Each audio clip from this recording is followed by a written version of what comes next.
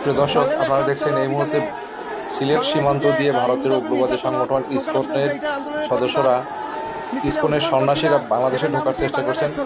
BSF border security force তারা চেষ্টা করছেন যাতে করে ব্যারিকেড একটা দিয়েছেন, ব্যারিকেড ভেঙে যাতে প্রবেশ করতে না পারে তারা অতন্ত্র চেষ্টা করে যাচ্ছেন।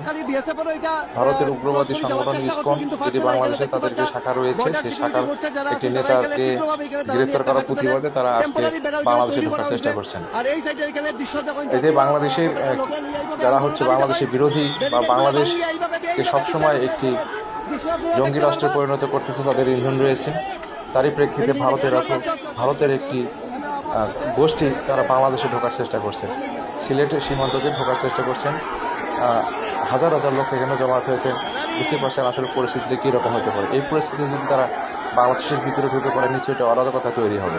এই অরাজকতার জন্য দায়ী বাংলাদেশের আভ্যন্তরীণ কিছু লোকজন আছে যারা হিন্দুত্ববাদীকে বিশ্বাস করেন, বাংলাদেশের সবসময় একটি বিশৃঙ্খলা তৈরির জন্য চেষ্টা করে থাকেন, তারাই আসলে এই জন্য দায়ী হতে পারেন।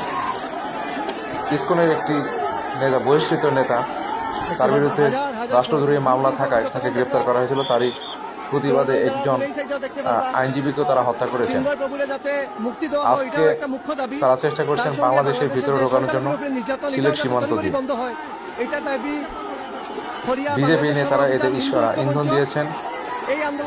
বিজেপির একজন নেতা পরোক্ষ এবং প্রত্যক্ষভাবে এর সাথে জড়িত, সাথে বাংলাদেশের কৃত হিন্দু সংগঠনের বা যারা হচ্ছে বাংলাদেশের কোনো সময় মঙ্গল চাচ্ছে না বা বাংলাদেশের ভিতরে যারা সময় একটি গোলযোগ তৈরি করতেছেন তাদের ইন্ধনটা অঙ্গাঙ্গিভাবে জড়িত।